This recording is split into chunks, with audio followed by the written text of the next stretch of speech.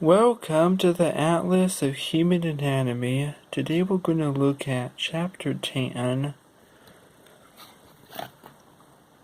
Respiratory System, Anterior and Posterior Views, Nasal and Oral Cavity, Nasal Septum, Paranasal Sinus, Larynx, Bronchial Tree, Muscles of Respiration, Alveoli Cluster, Oxygenation of Alveoli Cluster. Chapter 10, Respiratory System.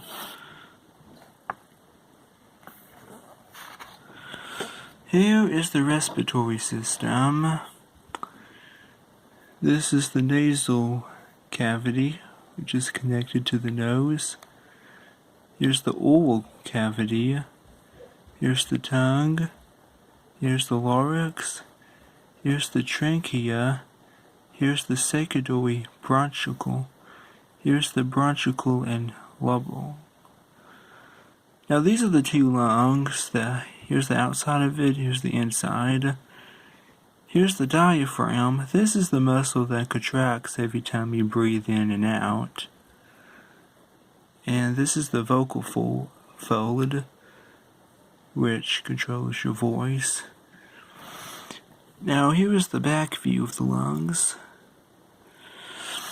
Here is the nasal and oral cavity. We just discussed the parts in the previous page.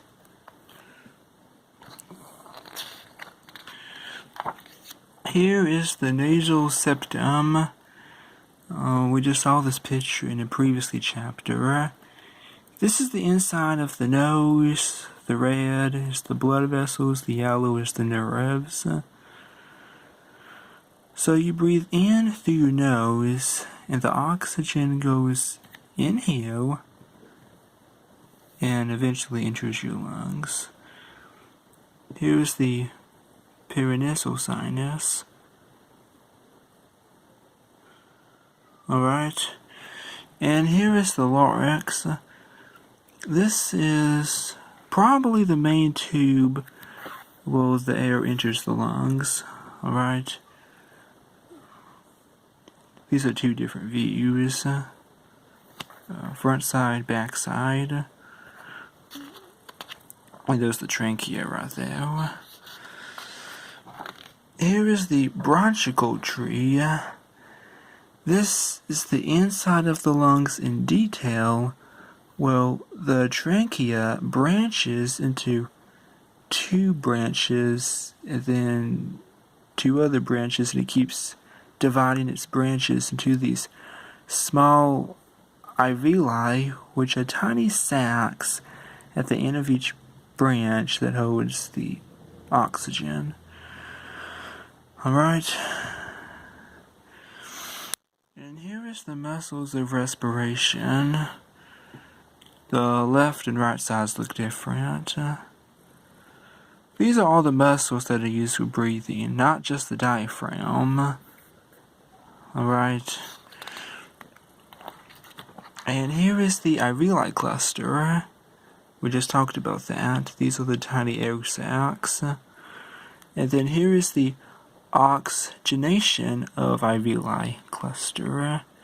You can see those red blood cells that look like O's, because remember, red blood carries oxygen.